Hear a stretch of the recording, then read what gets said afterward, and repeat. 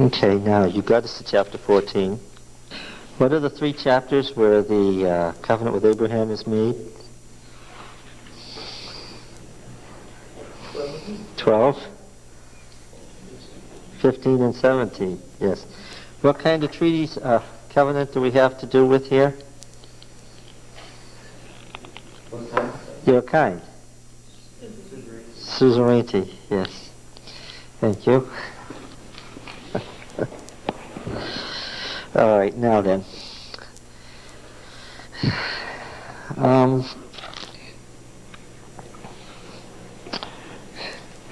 When he was speaking of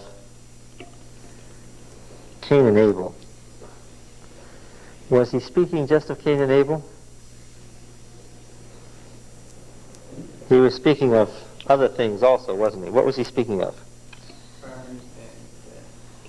Farmers and cattlemen, that was one thing. The settled versus the wandering, the nomads, the Bedouin versus the settled society. He was speaking of the line of the righteous as opposed to the line of the wicked, because he's got this line of a righteous family and a wicked family before the flood. So, of course, then my question is, was he speaking of the individuals, or was he speaking of the righteous family and the wicked family, or was he speaking of cattlemen and farmers? What was he talking about? Yes, it's a trick question. Because the Yahwist is a real writer, right? So he talks about individuals and history and society and theology all at once. And he's likely to catch you, because you get caught up in the story and what? You get involved with the story and forget that, oh, he's writing on another totally different level, right? And just about the time that you figure out his levels and you're looking at his multiple levels and his chiasms within chiasms and his cross references and his double entendres, and your head is swimming, then the Yahwist winks at you and reminds you he's just telling a good story, right? Right? Okay. And so when you have, as you have with any great literature, you have surface and depth, appearance and reality, simplicity and complexity, right? Like you can read the flood story and it's a pretty simple story. You can tell a child a flood story, right? And for the last 3 weeks, what have we discovered? There's nothing simple about it, right? And we didn't even go into the meanings of the genealogies. I just stayed far wide of that. You can get so bogged down, it's so complicated. I thought we went pretty deep just to talk about linear and segmented genealogies. There, you could have laid that term on them, that would have scared them.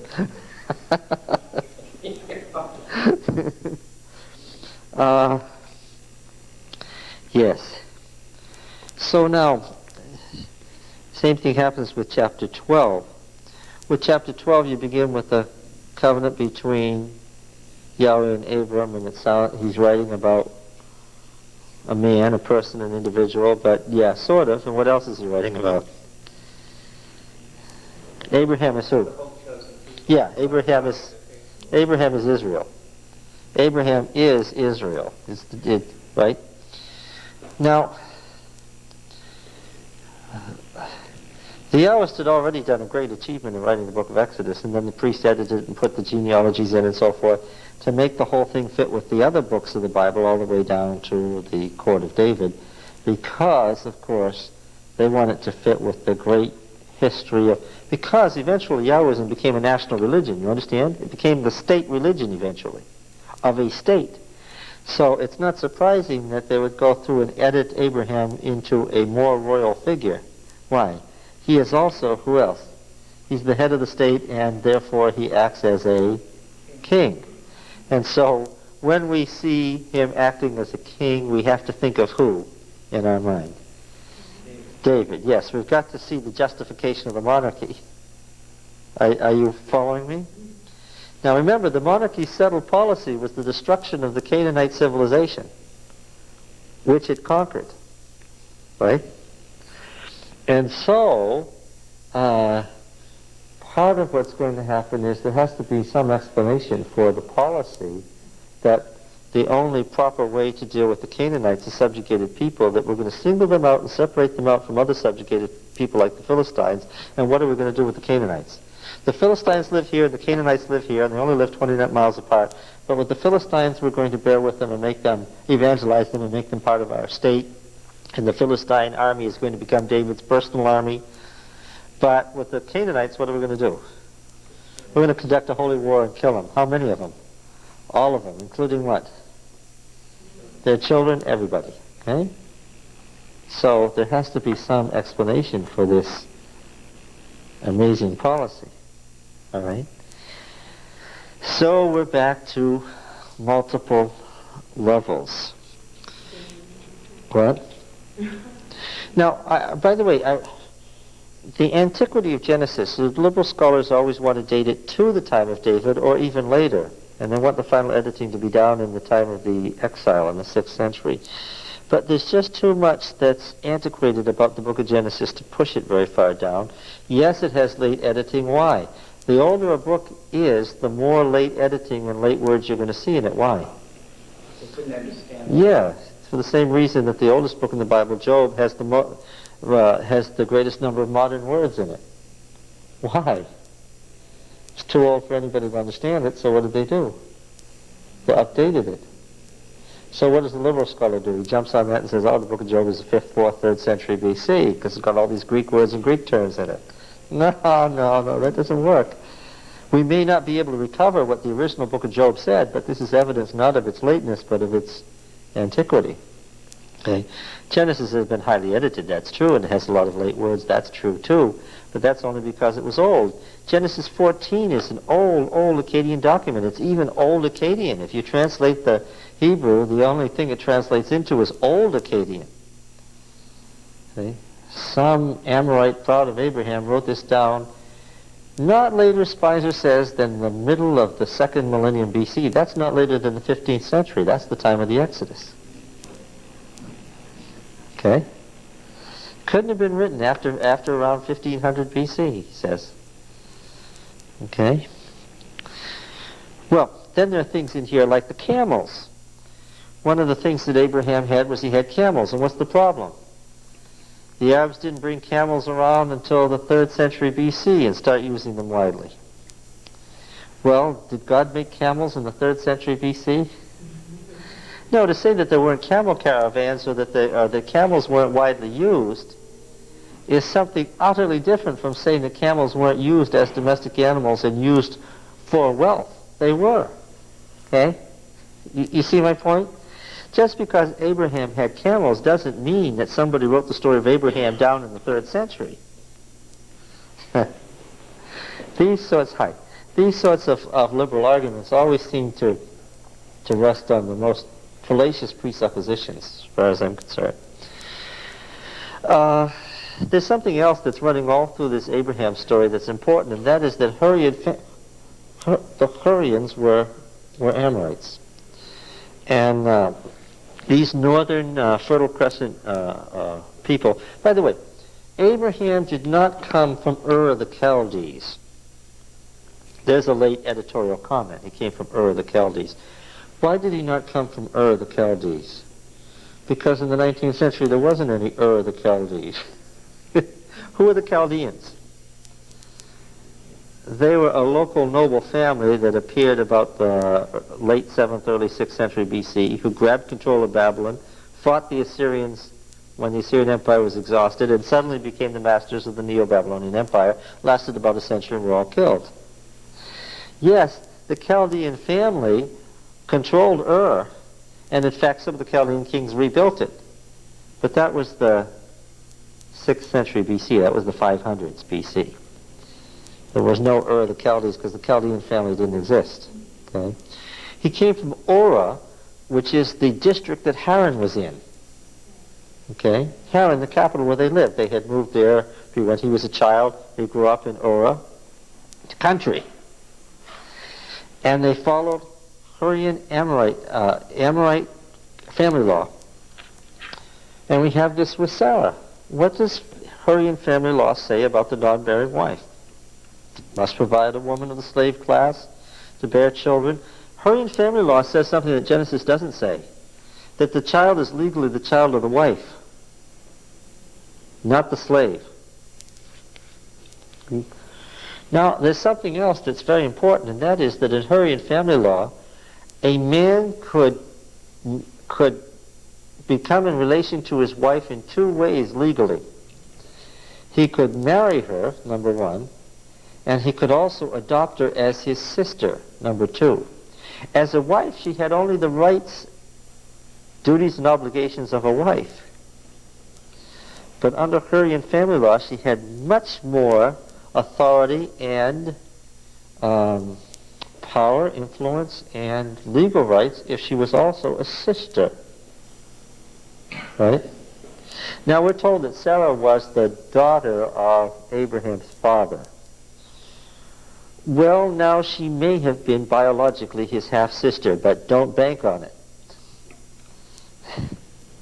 First of all, we wouldn't like that very well because Abraham shouldn't have married his half-sister, and secondly,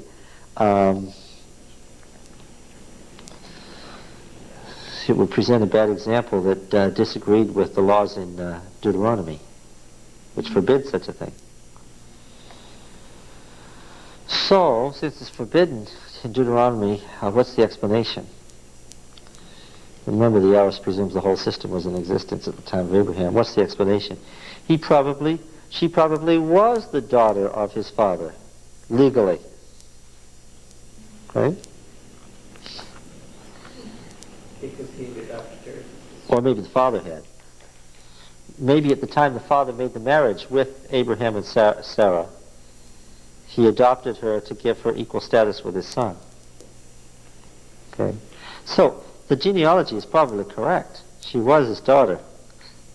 Right? And so, Abraham's statement first to the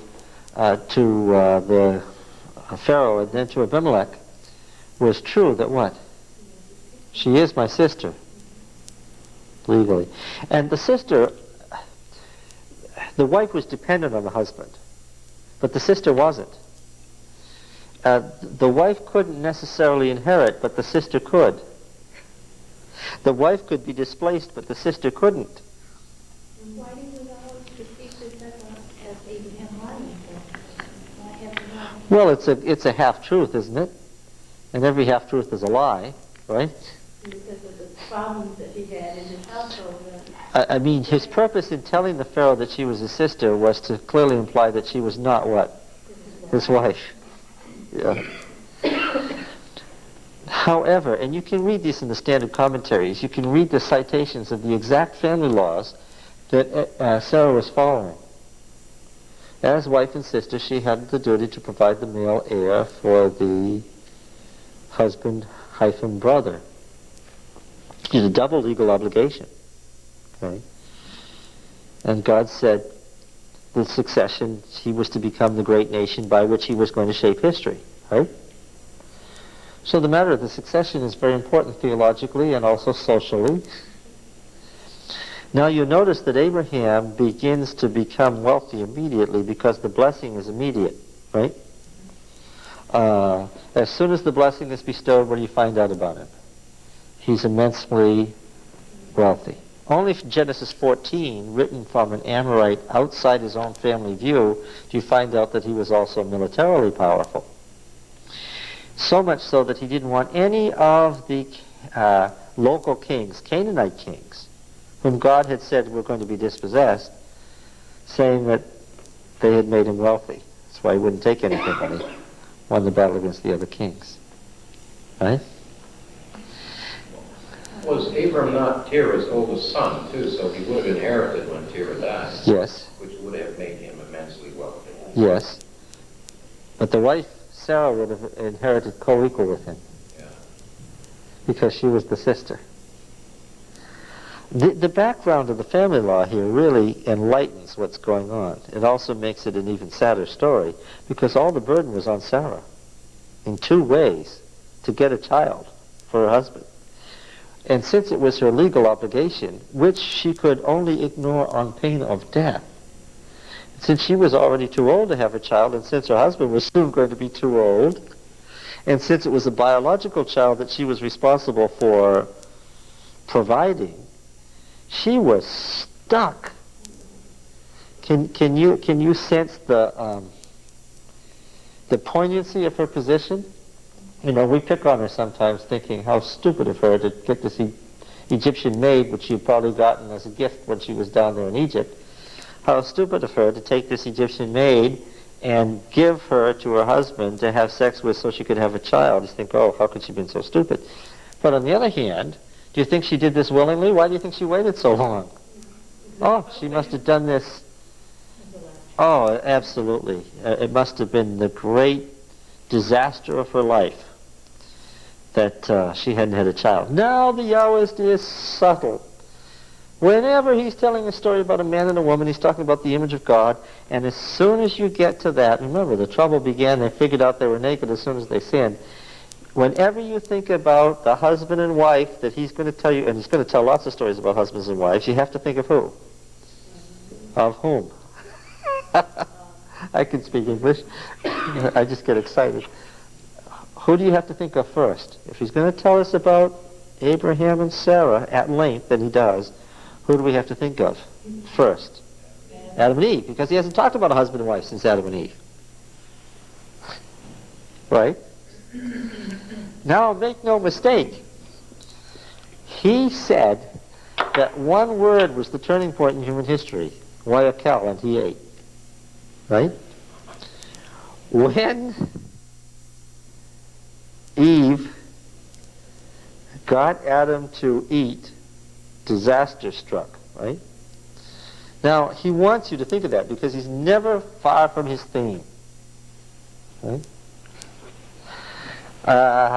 What do you know is going to happen? No, we don't have an apple here. What do we have? When it says, and Abraham did. Yeah. We don't have an apple. What do we have? We have an Egyptian maid. But it's the same point, right? There's going to be disaster out of this. And once the wife takes the initiative to make the husband do something that's not right, right? And the men in these stories always seem to be, remember, in the ancient East they have absolute life and death control over their wives, but what? They always seem to be doing what their wives tell them. Yes. They get something out of it, right? Yes. Well, all right. I will be fair. Like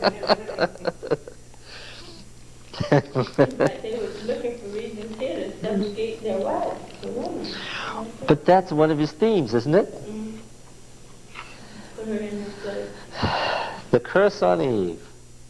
That the husband would be thinking about the toil and building up the family and the wealth and so forth, and the woman would be thinking about what?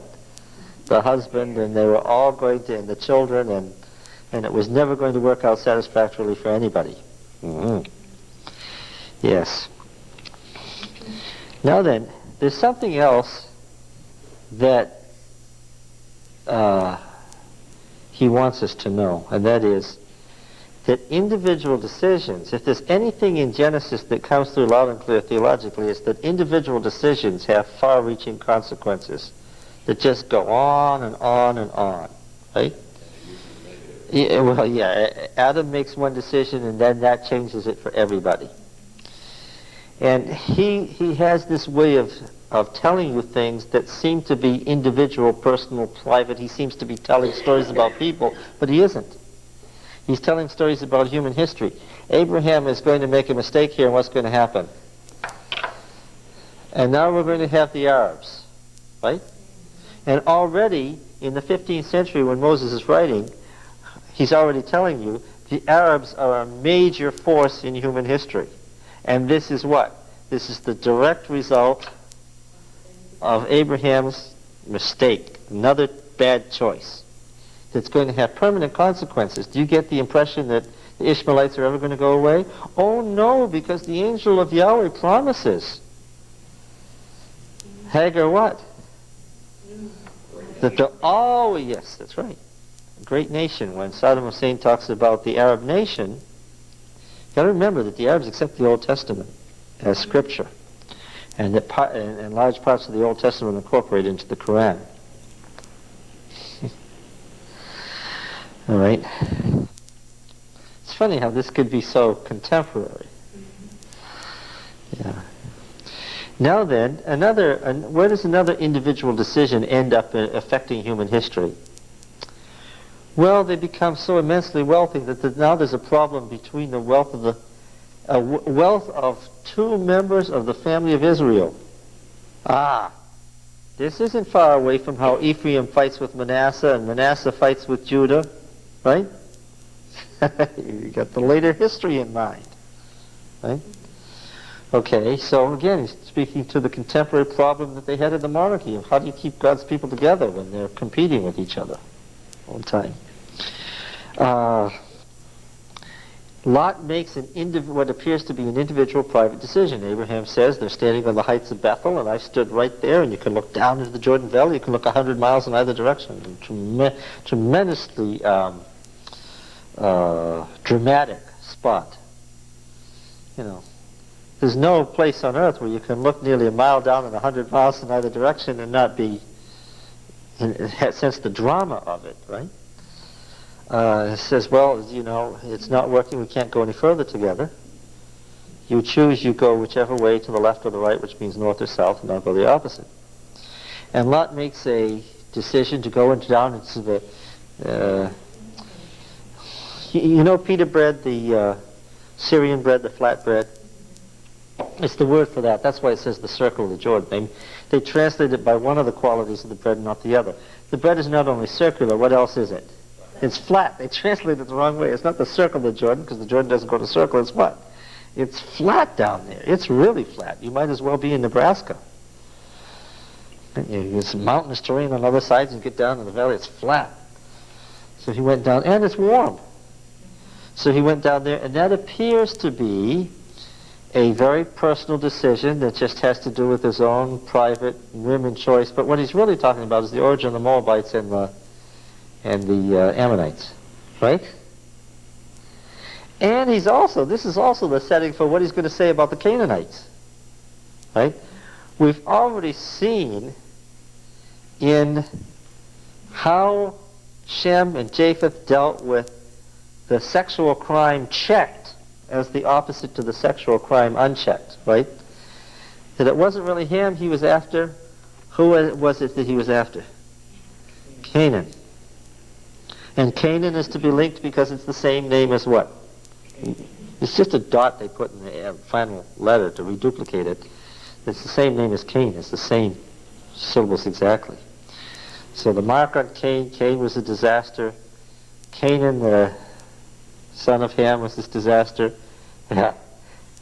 And now he's going to tell us the story about Sodom and Gomorrah as a way of explaining the attitude toward the Canaanites. Right? The Canaanites then are the continuation in modern times. When I say modern times, I mean the times of Genesis. The Canaanites are the continuation of what family? Yeah. The family of Cain. Right? The wicked family that was always there right from the first, that was counterpart to the righteous family, is the Canaanites. Okay? So now you've got Israel and Canaan fighting for possession of the land. Right? And what did Cain do? He murdered Abel, and that's a warning. What? You let the Canaanites alone, what are they going to do? They'll kill you. That's their intention. All right. Isn't this fun? All right. Now then, in chapter 13, when Lot chooses Sodom, he's really headed toward whom? Cain. That's right. And if you get mixed up with Cain, what's going to happen? You're probably going to be dead, right? Now you remember that Cain was acquisitive. After all, it's built on the verb to acquire, to get. That's the thing we saw most about Cain, was his materialism, right? I said he was the first materialist. America, right? The Western world. He was acquisitive. He was a materialistic. He was a capitalist. Right? And we're going to see that in Sodom and Gomorrah too. Right? Right? What did Ezekiel say about the problem of Sodom? Oh, what chapter is that in?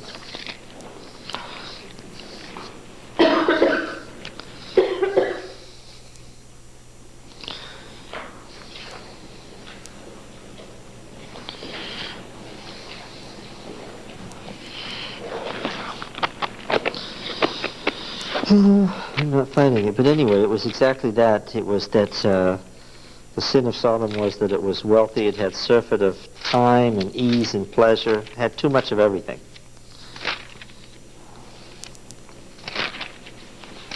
Oh, we'll come to it. We'll doubtless even find it here in a few minutes when we come to that passage. Did you notice that the Amorite name Melchizedek, my God is righteous, is one of the Canaanite city-states, and he worships El Elyon, which is the Canaanite head of the pantheon, the high god, and that Abraham identifies El Elyon as Yahweh?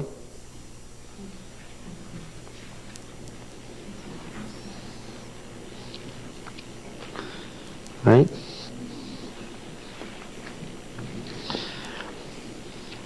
Verse 14, verse 22. But Abram said to the king of Sodom, I have sworn to Yahweh El Elyon, maker of heaven and earth. So this is exactly what happens in Daniel. The pagan pantheon of the Canaanites, the head of the pantheon, the father god, is identified as Yahweh. Right? It's interesting that we have an Amorite king who was considered righteous.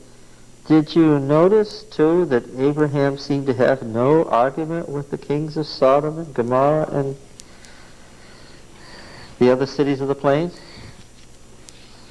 He maintained friendly relations with all these Canaanite kings, although, what? Ezekiel 16? It is Ezekiel? Yeah. Mid-40s. Ezekiel 16, okay. I'm glad somebody here is following this.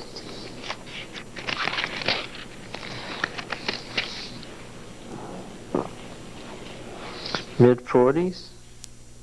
Well, 44 and onward, 48 for it starts.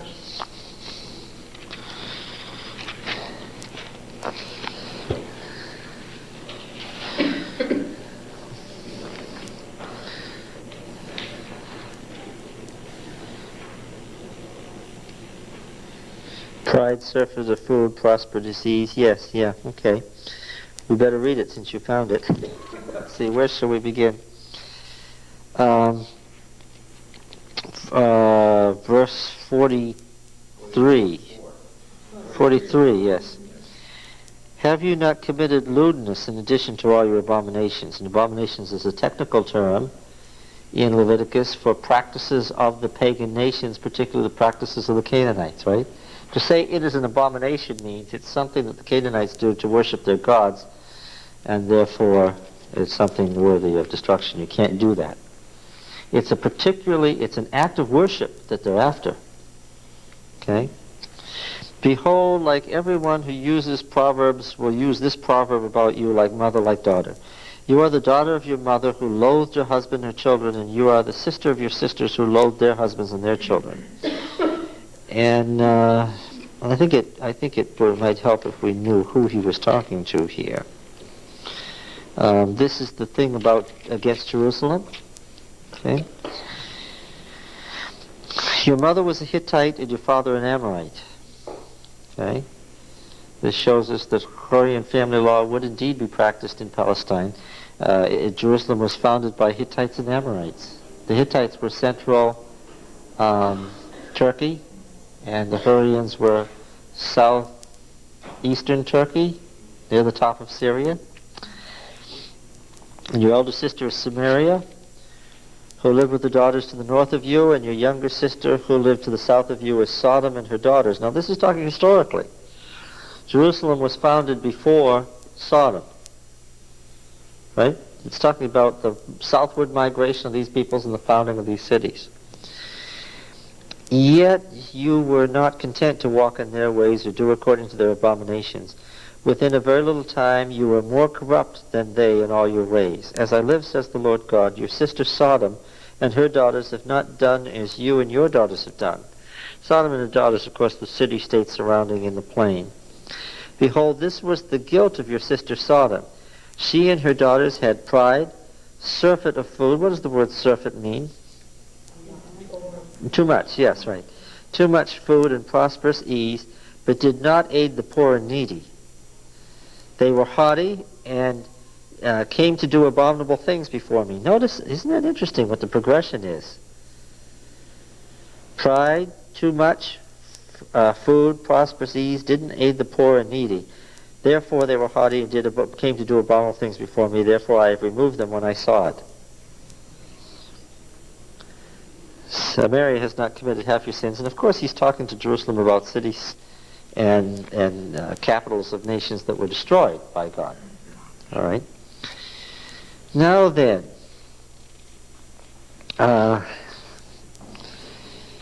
yes, so Abraham maintains friendly relations with the Canaanites, but he's going to be told something about Canaanites in the second making of the covenant in chapter 15. Did you notice these things? What was Abraham afraid of in chapter 15? Not the war, because 14 is an insertion in which he was... Yes, not having a true heir to carry out the promise, the covenant that was made in chapter 12. Abraham presumes that since the succession cannot be brought about now, he's too old and he can't biologically have children, his wife can't biologically have children, it's going to thwart, he thinks that this is going to thwart the plan. God promised to him and to his seed, and seed, of course, is a very technical term for biological offspring. Right? Now then, no fulfillment on his part, because that was the requirement, therefore what? End of plan. Yes. I continue childless, the heir will be this Eliezer of Damascus. Thus give me no offspring. Slave born of my house shall be my heir. Behold, the word of Yahweh came to him. This man shall not be your heir, your own son shall be your heir. And he brought him out, and then it's the business about the stars, and numbering the stars. Verse 6 is interesting. He believed Yahweh, and he reckoned it to him as righteousness, this great verse that was quoted so often in the New Testament. Makes you wonder about what happened in the next chapter, right? He believed him at that moment. Let's say it that way. He believed it at that moment. He said to him, I am Yahweh who brought you out from Ur, or Ora, and probably later that didn't make any sense. And a later edition, probably, these are called marginal glosses. It was written in the margins. And then what happened, and we have seen this process exactly in the Dead Sea Scrolls. In some of the Dead Sea Scrolls, some of the marginal glosses are still in the margins, with the little note that this has been added by a scribe, or is a notation by a scribe, and then you have other copies of the same book, or what has happened to those words. They're in the text. So you can actually see provably that this happened, that marginal glosses ended up in the text. He said, O Lord God, how am I to know that I shall possess it? And then comes the covenant sacrifice, cutting the two in half. Sun going down, verse 12, a deep sleep fell on Abram, lo, a dread of great darkness fell on him. Isn't this an interesting picture? Does the word covenant mean cutting here? No, covenant, the word berith means between. It's just an Akkadian preposition. The reason is it appears all the time. The covenant between X and Y. That's the heading. And then eventually, you know that they wrote this on they wrote the contents on the end of the little cuneiform tablets. They were little round things. They looked like shredded wheat in shape. And they're all cuneiformed all over them. I spent a long time cleaning some of them, you know. And on the end, it tells you what it's about. Well, it got to work down to between X and Y. Okay? So this word, between, got to be the first word of a title, and then it worked its way into West Semitic as an actual noun, not a preposition, but a noun, which means covenant. But you're right, the phrase for making a covenant, you don't make a covenant in Hebrew, you do what? You cut a covenant. Because they cut themselves, first of all. Every covenant involved cutting some part of your own body. That's what circumcision was. And they cut up an animal. Now the animals that the Canaanites used, like donkeys, are specifically forbidden in Leviticus. Anything the Canaanites use, that's forbidden. Right? Okay. But to make a covenant always involved cutting. And so the idiom is to cut a covenant. When it says that Abraham made a covenant, or Yahweh made a covenant with Abraham, he cut a covenant with him. And that's literally here. The Mafia does this. The American Indians did it, but it goes all the way back to Mesopotamia. No, the people in Borneo do it. It's all over the world. You mix blood. Yeah, you cut, that's always the case, to show the covenant relationship. Yeah, it's all over the world. Okay. Now, did you notice how God kept him waiting? I take it that since these birds of prey were there in the daytime, that this covenant was cut at what time? Oh, you have to catch this. This is really interesting. When was this covenant cut? First of all, what are the times of sacrifice? Let's do that. When in the evening and when in the morning? Yes, and the sunrise. The moment of sunset and sunrise is morning and evening sacrifice. The moment of passing from death to life. Now, when did he make this covenant? Yes, sunrise, because it's the moment of coming into the light, a moment from passing from death to life.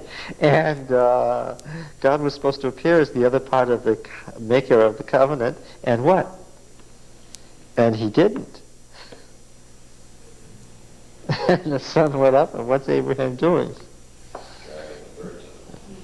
Yeah, he's sitting there, chasing away the carrion, waiting. If you don't get this picture, you miss the point of the whole chapter.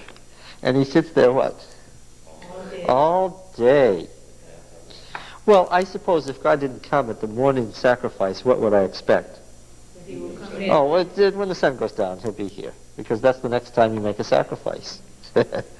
And I'm sure Abraham was really tired and really ready for God to come at the moment of evening sacrifice. But what? He didn't show. Talk about being stood up. This was the whole, now the promise that he made before was now going to be formalized into a formal covenant. Wouldn't you feel terrible? And then God didn't show up? And what must you have thought? What would you have to think if you were in this position? No, I wouldn't think it was God's fault. He had been worried about not having the sun and so forth. What would you think? Well, yeah, what did I do wrong? Wouldn't you? Yes. As the sun was going down, a deep sleep fell on Abraham, and lo, a dread and great darkness fell on him. How did the chapter begin? But what was his condition? What was Abraham's condition? He was frightened. What was he afraid of? That it wasn't going to be fulfilled to him, and now what? Yes, and only much more deeply now. Because after all, he'd entered into the covenant and God hadn't showed up, right? Now, of course, this plan of God of keeping him waiting was to show him something. That the covenant was going to happen, but what? He was going to have to wait. And when you're almost 100 years old, there's not much time left to wait, right?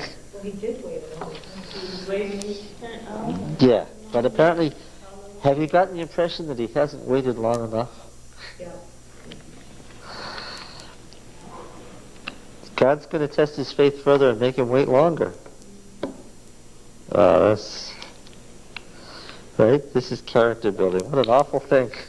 Isn't that what God constantly does through the Bible? He keeps testing us and testing us till we come to the point when he can work with us and then he can fulfill fulfill the promise. Yes. That's an awful thing, isn't it?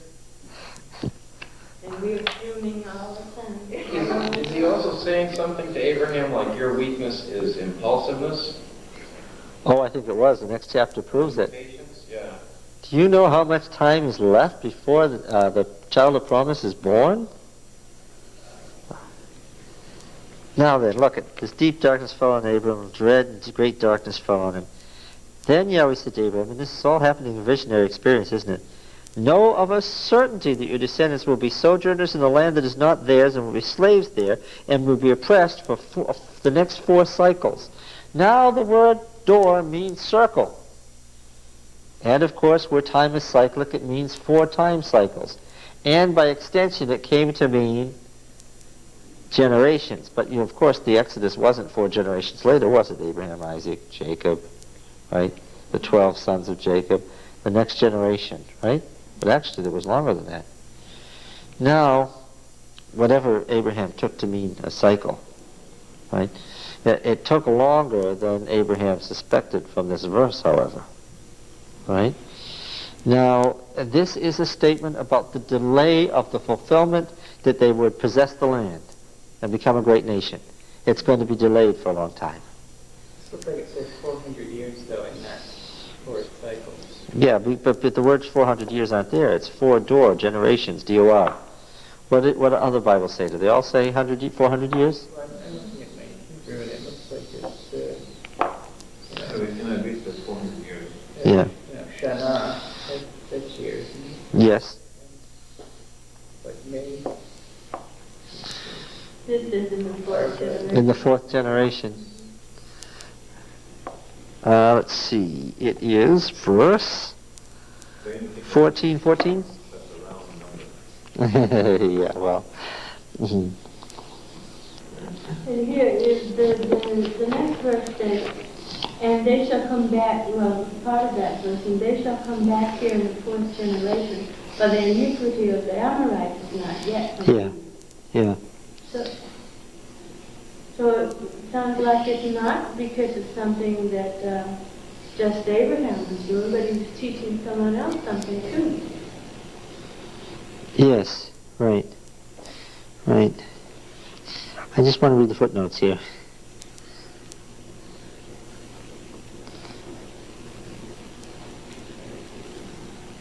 doesn't your Hebrew say 400 years? Yes, it does. I'm looking at the footnotes to see what the alternatives are.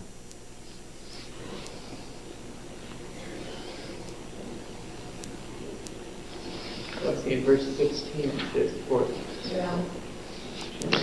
Yeah, and of course the Biblica Hebraica is suggesting that the 400 years was put in to make it look like it fits with the actual chronology, when in fact it said 4 cycles or 4 generations or 4 whatever door are. That the verse is read backwards and mistranslated in verse 14 by the insertion of the words 400 years. All right. Now here's what I wanted to get to.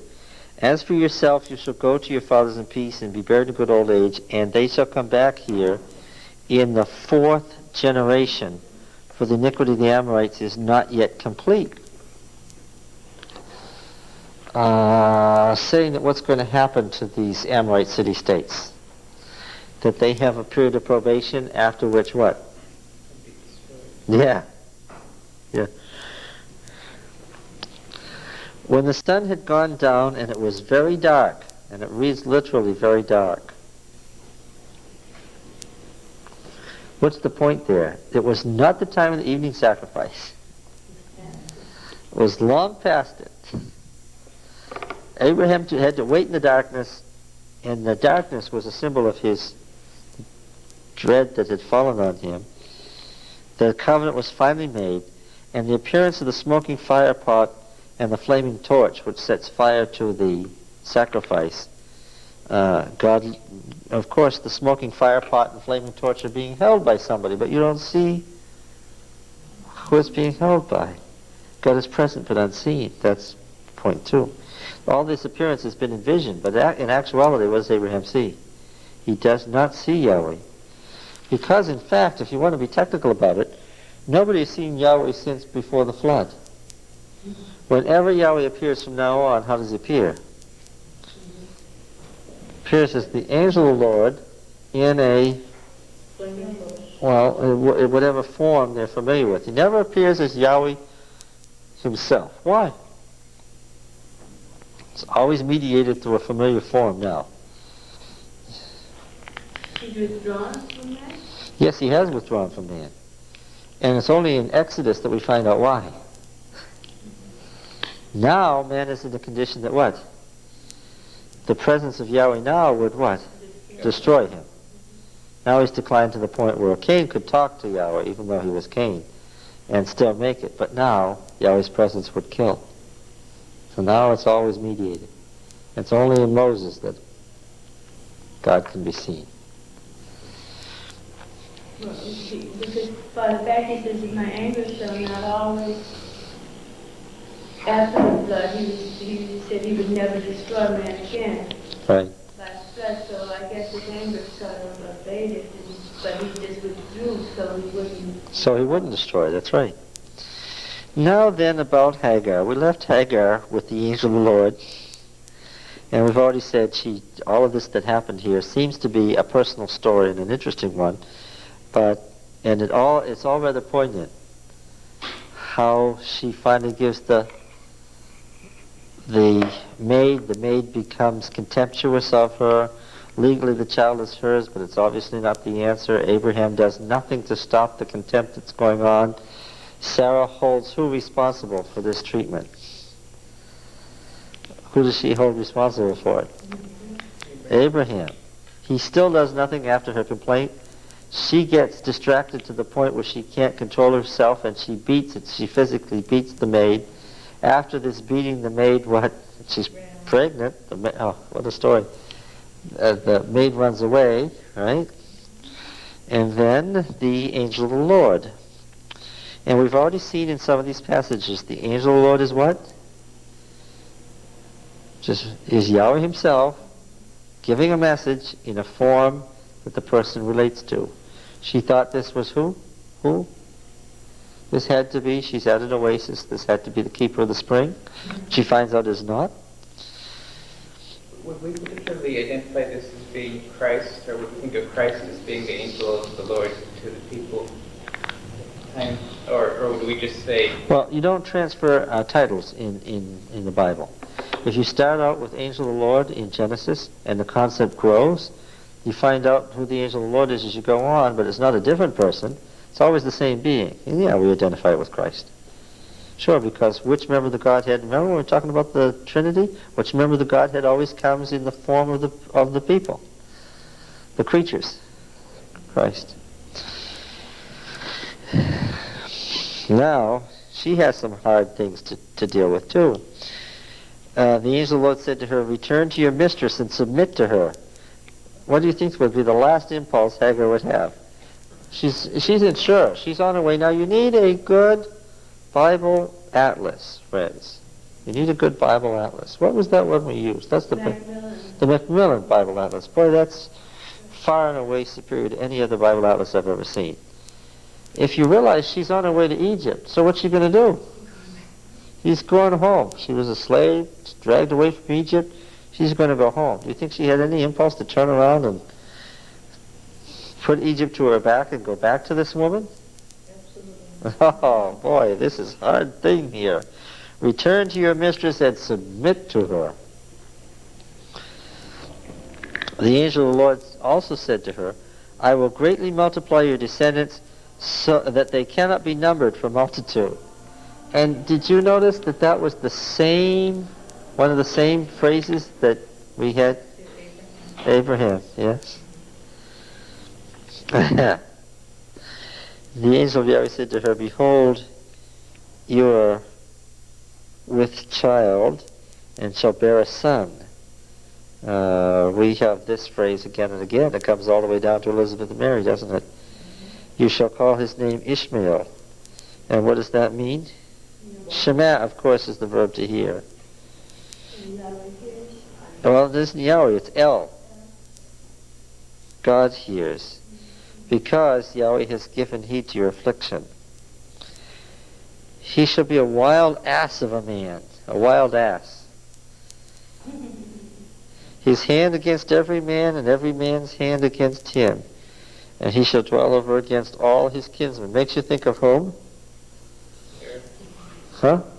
No. Cain, yes. His hand against every man, and every man's hand against him. So she called the name of Yahweh who spoke to her, Thou art a God of seeing. For she said, Have I really seen God and remained alive after seeing him? And so you have it identified, the place Be'er Lahai Roi, that is the well of one who sees and lives, lies between Kadesh and Bered. And Hagar bore Abram a son. Now this is finally a biological child. And Abram called the name of his son, whom Hagar bore Ishmael. So obviously they're told the story. Would you be surprised when she showed up, came back? And now, Abram was 86 years old when Hagar bore Ishmael to Abram. So Sarah got what she legally was required to get, which was what? An heir for Abram. Now she's secure. She had to do this on pain of death. She did it, and now they had the child. And they all lived happily ever after. Yes. Yes, and how do you think the next 13 years went? With the girl, who's just called a maid, so she was probably only a teenager. Now with this girl growing up into a woman, and raising the child, who's biologically his child, and Sarah getting really old, how do you think they all got on with each other? Oh, well. Okay, Two ways. They could accept the child as a gift to this whole family, this contained family, which included Sarah and Abram and all the other servants, including Hagar. Well, now we know from Genesis 14, which is an exterior thing, that if somebody hadn't inserted Genesis 14 in here and told us the story of the other side of Abraham, we never would have known. How many retainers did he have? Retainers, that is, slaves born in his house, who became the heads of separate encampments of families. He had 318 retainers full of men that he called up, keeping his flocks and herds in various parts of the country. Right? Which means what? He had a huge extended family. He is presented in Genesis 14 as a warrior sheikh in the best Middle Eastern tradition. Okay? And this is the top family. This is the inner, the wealthy center of the family. And did sheikhs have multiple wives? Yes. And so this would have been there all the time. And of course they were all believers, so they had to accept the fact that God himself had done what? Sent Hagar back and the son and told her what? To submit to Sarah. So now they all had to live with their decision. That's an awful thing God does, which is what? And the Yahwist makes sure you understand this. God is absolutely sovereign as far as the Yahwist is concerned. And what? And part of his sovereignty is he'll make you live with, he makes you free, and then he'll make you live with your choices. She's telling, here they've gone down into slavery, and they have to come back to the children and the surrounding area that Abraham in the first place had. Oh, it was all tied together, where he had lied about who she was, and that's how she ended up in the harem, and that's how they got this slave girl in the first place, and one thing led to another, and the Yahweh wants you to know, be careful of your decisions, because what? Oh yes, he makes sure that you understand that a personal decision has a lasting consequence that you can never escape. It's an awful thing. Part of God's sovereignty is he determines you to be free, but watch out. Why? Because then that freedom you're stuck with, because that's God's sovereignty. He's not going to take the responsibility for it. What? This is really an awful thing, because the other nations didn't believe you were free. You were manipulated at the hands of the gods. But in Israel, you were free. And that didn't make you any better off, because you were stuck with the consequences of that freedom. Right, so here they all are. Watch, and of course, he was 86 years old. So how old was he when he was 99? Oh, you've got to catch this now. Yeah. Read with your mind alert. How old was the child? Who was the child? 13. 13. And what happens at 13? What happens at 13? A boy becomes a man. Yes, and they marry the child off, and you get descendants. Remember what I said about the genealogies of the Hebrew kings? They had co-regencies in Judah. The son and father reigned as king at the same time. David and Solomon were king for the same time. And each father was king with, each man was king with his father for many years before his father died. And then he was king with his son for many years before he died. And the result of those co-regencies is we can tell how old the people were when they had their children. And how old were they? They were 14 and 15 and 16 years old. Why? Because when you were 13 and you became an adult, what did they do? They married you to each other, and what? And these 13 and 14-year-old married couple, now they weren't left out there on their own. Their marriages were arranged and the kids were still kids and they were still being raised by the parents, but what happened? They had children. And by the time they got to be 26 or 30, what was going to happen? They were going to have grandchildren. That's right. And that's why the second commandment says, showing mercy to thousands of generations of those who love me, but visiting the iniquity of the fathers on the children to the third and fourth generation of those who hate me. Why? Because if your children had children when they were 15 or so, and you had children when you were 15 or so, in that patriarchal system, you would be raising the third and fourth generation. So if you were a wicked person, what? Your influence would be immediately over the third and fourth generation in your house, because you'd be raising them. That's the way the patriarchal system works. That's what it means. And you would see yourself. Yes, that's right. Now then, when he's 99 years old, it's time for the appearance of the grandchildren through this biological son. Now they really have to accept it, because now it's the descendants are appearing, and the inheritance has to be meted out and so forth. Okay? Not by accident, because it tells you right at the end here, Abram was 86 years old when Hagar bore Ishmael to Abram. When Abram was 99 years old, Yahweh appeared to Abram. Right? It's not by accident. Said to him, I am El Shaddai. What does El Shaddai mean? God of the mountain. Yes. God of the mountain, literally. Now what mountain is this? No. Oh, don't sucker so easily, Colonel. What mountain is this? Yeah, but this is an attempt to draw a mountain. What mountain is it? Mount of the Lord. Yes, well, yeah. Well, let's give it a title. Because you wouldn't say the mountain of Yahweh if you were in Syria or Lebanon. What mountain is this? The heavenly mountain. Oh, that's not the term we use for the heavenly mountain, because the heavenly implies an earthly, and as if there's two different. No. Cosmic mountain. And how many of these ancient religions had one? They all had them. And what's on the cosmic mountain? The temple. Yeah. And what's in the temple? The high throne of the Father God El, and what? Surrounded by what? The temple's always a garden, yes. His court, what's the technical term for it? The sons of El, yes. So this is where El, the Father God, and the sons of El, the sons of El included women, right? There were lots of women gods. The fiercest, the god of war in the Canaanite was the woman, Anak, the sister of Baal. The warrior god, who was, this is going to explain things now. I want you to catch this. In the heavenly court, as the Canaanites understood it, Anak, the sister of Baal, the male fertility god, his sister-wife, was the goddess of fertility and war. Because sexuality was linked to violence in the Canaanite religion.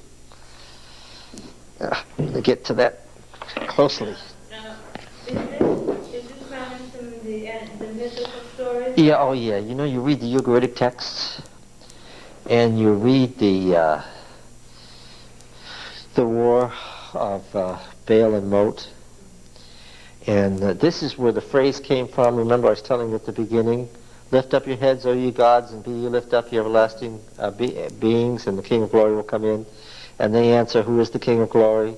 And the answer that comes back is Baal, strong and mighty. Why are all the gods, why do they have to lift up their heads? Let me back up for those of you who didn't hear the story and remind those of you who did what the story was. Baal was the god of fertility, the god of rain, the god of, and of course rain is water, which water is what? Life. It's also what? Semen, okay. Baal was the god of male fertility, water, and life. Okay? Now everybody knows there's a wet season and a dry season. Okay? We have to put ourselves back in ancient Palestine. And of course the myths were an explanation in religious terms of the scientific data that they had gathered. Science and religion were one. Clear? Now, recall this well enough, and there are translations of the Ugaritic tales. You can read ancient Near Eastern texts or stories from ancient Canaan by Michael David Coogan. You can go buy the books and read them yourself. They're all there in English. I'm not making this up. The story is, and this is from what city? Ugarit in what is now Syria, north of Tyre and Sidon, up north of Lebanon. A city that was destroyed by the time of Abraham. That's how old this is. By the time of Abraham. It happened this way. Mot, the god of death, and of course the word for death in Hebrew is what? Mot, yes. And here we have a capital M, it's a name. Was a seven-headed dragon. And where did the seven-headed dragon live? In the underworld. Specifically in the abyss. In the bottomless pit. And the seven-headed dragon came up out of the bottomless pit to make war on the gods of the upper world, the gods of life. And all the gods were horrified and terrified. And they didn't know what to do, right? And they were sitting around and they were saying, oh, what are we going to do? What are we going to do? What are we going to do? And in fact, El, the Father God, says, whom shall I send and who will go for us? From Isaiah 6. What was he asking for? He was asking for a champion among the gods to go, like David went to fight Goliath, to go fight Mot, so that they could win, so that life could be preserved in the cosmos instead of death ruling the cosmos. And after much discussion, one of the younger gods, Baal, the male fertility god, said that he would go. Okay, so he went to fight with the dragon, and he took his great and strong and hard sword, it says, and his two-edged sword, his double-edged sword, and he went to slay the dragon. And how did it go? Now, I'm reading from the Ugaritic text in the 24th century BC. How did it go? The dragon killed him. How did the dragon kill him? What? Seized him? Yeah, you would have to slice him up, I think. The dragon seized him where? You don't tell her. Yes, you do know. Don't tell her. You do know. You don't know that you know, but you do. Where would the dragon have seized him? What was his weak point? The serpent now. It's the serpent. The dragon is just a giant serpent. No, where's the weak point? The serpent, his heel. Right? You know that because you heard that in Genesis. Okay, Mot grabs Baal by the heel. You know, the Achilles heel is from the Greek version of the myth. It's the same myth. And drags him down to the other world and so that he's dead. Now, how do the gods of the upper world react to that? Don't go. Well, they sent out their champion and what? Their champion lost. And what happened to the world? Everything died. And that's what explains the dry season. At that moment, Mot has done what? Has killed Baal.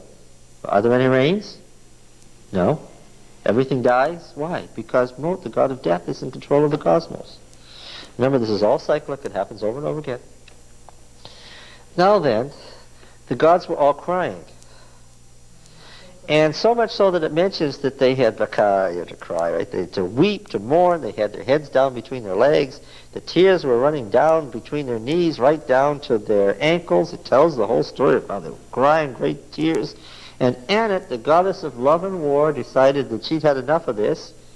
And so on the third day, she decided to go get her brother and put him back together again and get him out of the underworld. So she took the sword and off she went to find her brother. But by then, the dragon had indeed eaten Baal. He was all in little pieces. The seeds, the grain. The grain offering was the pieces of Baal's body. So Anat had to put him back together again. And she said specifically, Son of God, thy father calls thee, come forth. The exact words that she said when she got down there into the underworld to resurrect him. And it was on the third day. Of course, when would you expect Baal to be resurrected but on the third day? So she said, Son of God, thy father calls thee, come forth. And up he came, resurrected on the third day.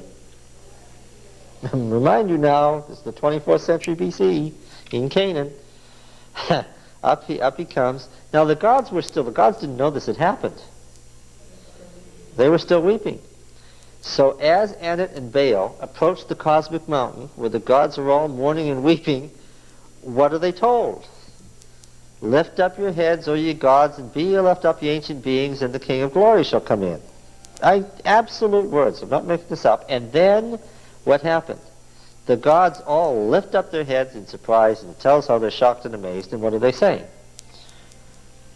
Who is this King of glory? And what is the answer? Why, it's Baal, strong and mighty. Okay? Okay, now then. And he comes in, and then what happens is very interesting. Well, it doesn't make any sense till you get down to David. Since he has conquered death, he becomes king forever, and they build him a temple. And the building of the temple is a sign that he's king forever. And that's why when David wanted to build a temple, there was all sorts of ramifications and trouble involved in it. Okay? Now, El Shaddai was the name in these myths that I've just been describing for one of the names for the Father God, the God of the mountain, the cosmic mountain where all the gods were. Something else that tells us about the relationship of the heavenly to the earthly temple, they give the dimensions of the temple that they built for Baal, and they kept a hole in the roof. What did they keep a hole in the roof for? What was Baal again? He was the god of what? Rain. The god of rain. So what was the big hole in the roof for? So the rain could come in. Yes, because the rain, that was Baal's life. Yes. Okay. Now, So then the Egyptians... when you read let me just finish. When you read the dimensions of the temple in the myth, and they excavated the temple in Ugarit to Baal, what did they find out? The dimensions were what? Identical. Because as far as they were concerned, the temple that they built in Ugarit was what? Was the temple that the gods built on the cosmic mountain. Remember, here is there and now is then. Right? There's only one temple. The earthly is not a reflection of the heavenly what? The earthly is the heavenly. Okay. Now then, how do we get onto this? Oh, El Shaddai, yes. El Shaddai, the God of the mountain. When Abram was El Elyon, El Shaddai, just plain Elyon, one of the things that we notice is that in Genesis, the names for God are, all the sorts of epithets for God are epithets for God found in the Canaanite religion. All right? Huh? No, not Yahweh. That's the only. No. That's the unique thing to the. I was going to say Hebrew, but I better say Israelite religion. I am El Shaddai. Walk before me and be blameless. Now, this is the time when we're going to have to deal with Ishmael as a man. I will make my covenant between me and you and multiply you exceedingly. So far, I'd have to say this probably refers to whom? Ishmael, yes. Then Abram fell on his face, and God said to him, Behold, my covenant is with you, and you shall be the father of a multitude of nations. No longer shall your name be Abram, but your name shall be Abraham, for I have made you the father of a multitude of nations. I will make you exceedingly fruitful, and I will make nations of you, and kings shall come forth from you. Notice the reference to kings coming forth from you, for the justification of monarchy. And I will establish my covenant between me, you and your descendants, your seed after you throughout their generations, for an everlasting covenant to be God to you and to your descendants after you. I will give to you and to your descendants after you the land of your sojournings, all the land of Canaan, for an everlasting possession, and I will be their God. Of course, this is the argument between Jew and Arab over the land, is basically a theological argument, because Israel is not a secular state. Make no mistake about it. We Americans, we tend to impose American conceptions on everything. We think the whole world is some sort of inferior reflection of the United States. It is not. And Israel is not a secular state. What is it? You can go to prison or you can be put to death for making converts in Israel. Huh? And they allowed the Jews to keep their radios on 2 weeks ago on Friday night on the Sabbath. The great rabbinate, which runs the country, said, yes, you can keep your radios on because it's a way to save life. Why? They had to listen to see if there were incoming Scud missiles and where they were going. We hadn't set up our Patriot anti-missile missiles yet. And so the great rabbinate, the great rabbis who rule from the central temple there in Jerusalem said, yes, this is Sabbath, but you can keep the radios on now. And they played Sabbath music, but everybody understood we're listening to the radio only to see if we could stay alive. Same way on the Arab side, too. Oh, yes. Saddam Hussein figured out a long time ago that he can't have a secular state and win this, that what? He doesn't just say this for propaganda. He believes that what? He's fighting a holy war against the infidels. Now, since the United States is a secular state, as far as he's concerned, what is it? Infidels. Because how can you have a country that doesn't represent a religion? And then those who keep helping out their own are bigger infidels, so he pronounced holy God. Well, this is a hopeless situation, right? There's some things that won't be solved before the end of the world, just can't be solved. And this thing between Jew and Arab is a consequential thing. Both were made great and mighty nations from Abram, right? Do they have to be in the same place, though? What was promised? Chapter 12, 15, and 17. See, you can't make, but no, there isn't some other part of the world, because it's places that are holy. You can't make another Jerusalem somewhere else. No matter how hard you try, some other place is in Jerusalem, right? Muhammad ascended to heaven from there. He's coming back there. All the great prophets preached there. Jesus, the forerunner of Muhammad, preached there, right? Moses, Jesus, and Muhammad, the three great prophets of the Islamic religion. The center of their work was Jerusalem. There's nothing, you can't do anything about that. It is that place, it's not some other place. It's that place that they say, that the Quran says was promised to the Arabs. So they're missing the whole point of religion, while they're doing all this. Well, yes, they see, but remember that both the Jewish religion and the Muslim religion were invented as war religions. The Jewish religion came to be during the Maccabean War, as we know it today. They are warrior religions. It was Christianity that Jesus set it out to be what? Consciously not a war religion. But of course, that's why the Christians in the Middle East the point is, if all this area, the Holy Land, is holy, why live in it? Why not just visit it? Well, Then there'd be room for everybody to live. It was to be their inheritance. there's no way that we can solve the problem that the three great organized religions of the world all want to have the same piece of property. Right? Islam, Christianity, and Judaism all claim the same piece of property as a fulfillment of their religion to the exclusion of the other two. It's a hopeless situation. Temples or mosques or whatever there. and live somewhere else. There must be enough. There's even a problem about that because the cosmic mountain on earth was in Jerusalem, and what's on there now? Isn't there a mosque there? Yeah. You just want to destroy it and build a temple there? Yes.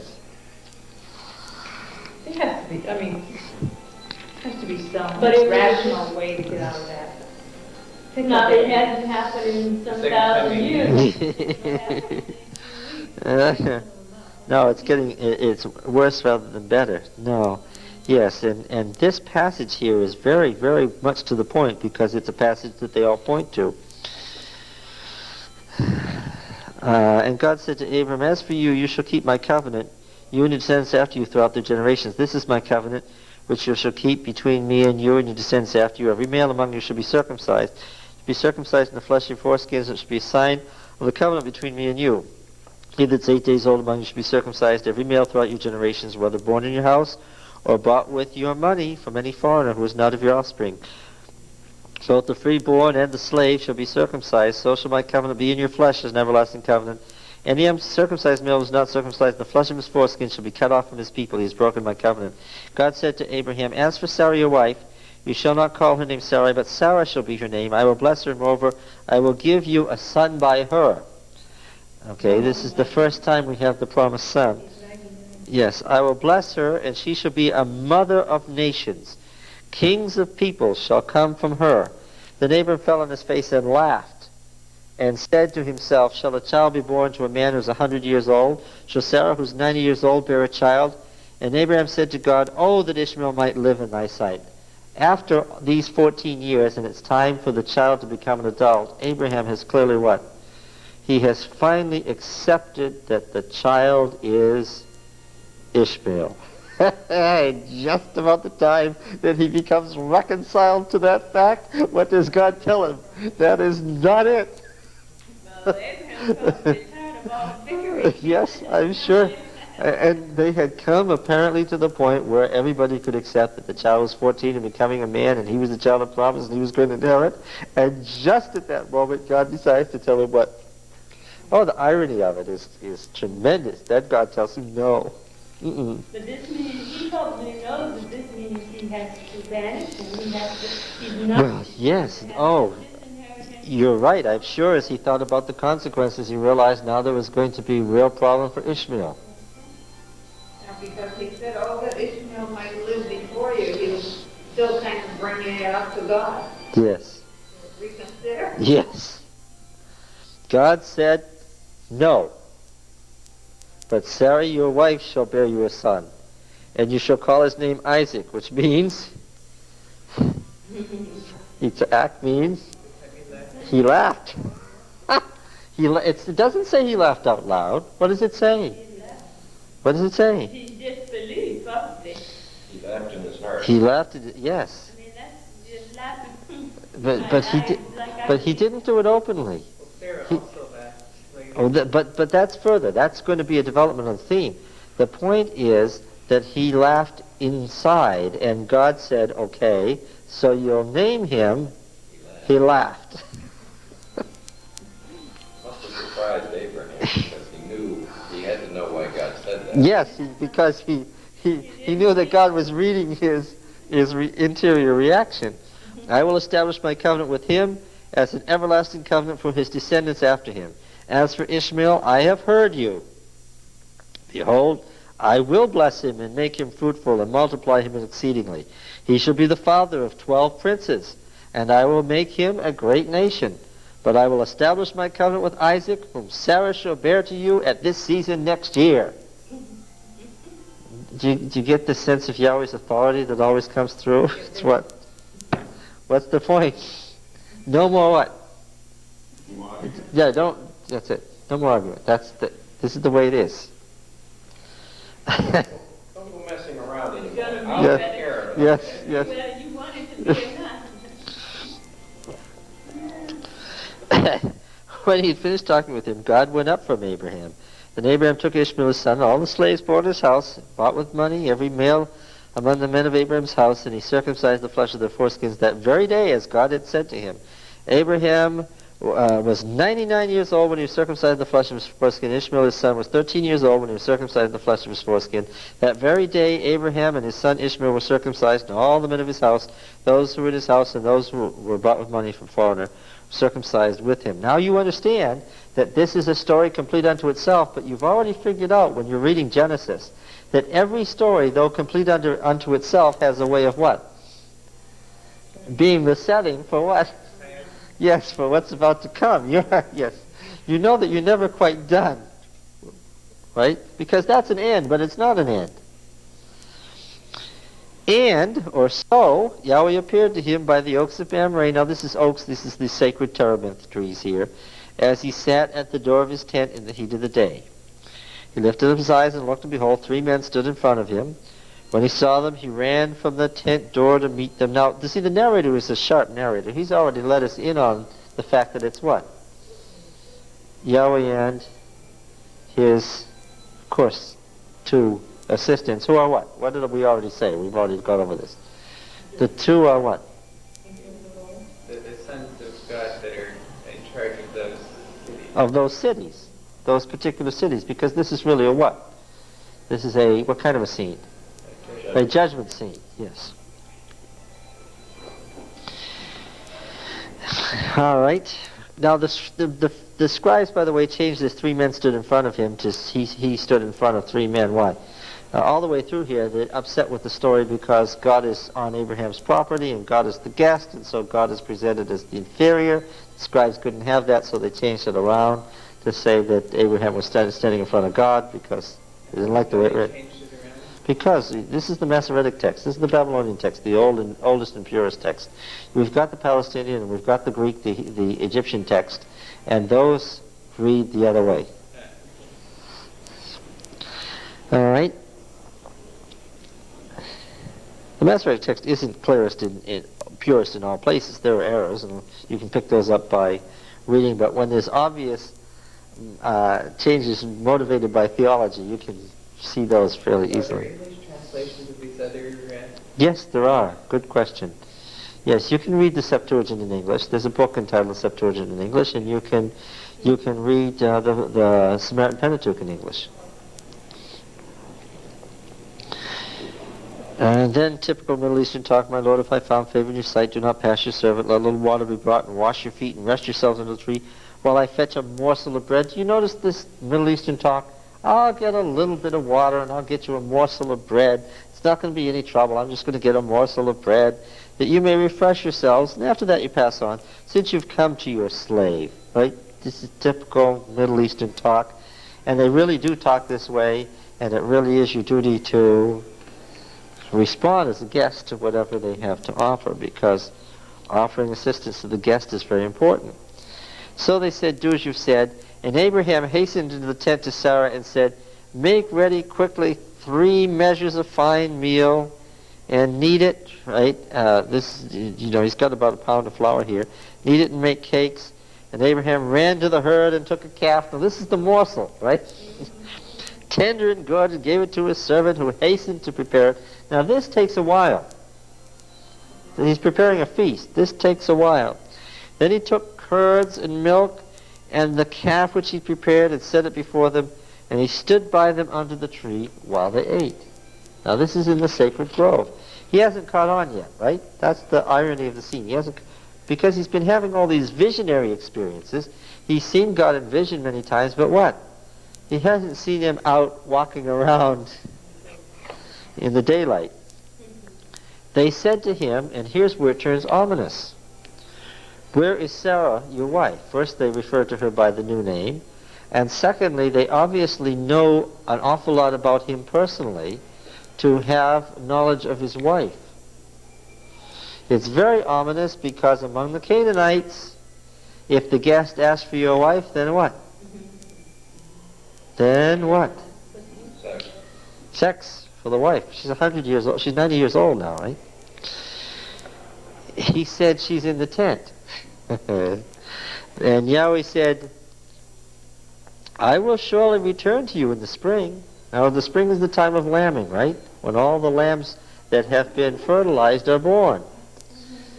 And Sarah, your wife, will have a son. Sarah was listening at the tent door behind him. Now Abraham and Sarah were old, advanced in age, and ceased to be with Sarah after the manner of women. So Sarah laughed to herself, saying, after I've grown old, and my husband is old, shall I have pleasure? Yahweh said to Abraham, why did Sarah laugh and say, shall I indeed bear a son now that I'm old? Is anything too hard for Yahweh? At the appointed time I'll return to you in the spring, and Sarah shall have a son.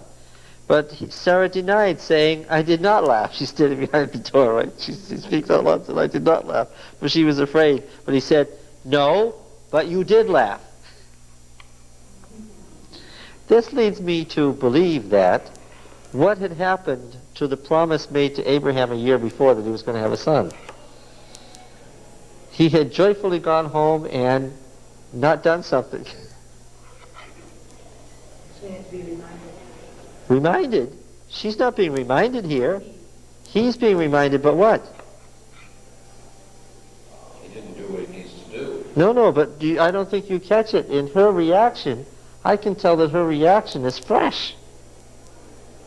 The idea that she's going to have a son is new to her. Well, he didn't call Sarah. Well, he forgot. He forgot to mention the whole business, apparently. Well, It's all new to her. I mean, he didn't believe it. No, he didn't. And furthermore, his prejudices were all with what? His prejudices were all with Ishmael. Right. Here's a promise that he didn't want to hear. So what had he done? He had banished it. He didn't even tell her. Maybe he didn't believe it and didn't want to get her hopes up. Maybe he had a good motivation. Maybe he had a bad motivation. He didn't want her thinking about having a child when she was 90 years old and starting the whole thing over about Ishmael. This is not good at all, what's going on here. So she has her chance to do what? Laugh. Now look, God had promised it in a vision, but now what? Now what? Now he's there. And it's time for this thing to happen here. And he hasn't told her. Right? The two chapters are in conflict because if he had gone home and told her, her reaction would have been different. Well, he obviously hasn't been having sex with her either. No. No. And of course she's in menopause, so neither one of them. Beyond. Yeah. That's what I mean. It's long gone, and neither one of them really believes this stuff. No, they're not seriously think of this at all. Good God. He has, oh yes, I understand. This is really strange, isn't it? Then the men set out from there, and they looked towards Sodom, and Abraham went with them to set them on the way. Meaning, show them how to get there. He hasn't got it yet, has he? At the most, he thinks that these are believers in Yahweh, right? And maybe the man can be viewed as some sort of prophet, but he hasn't got it yet. Well, not the old scene.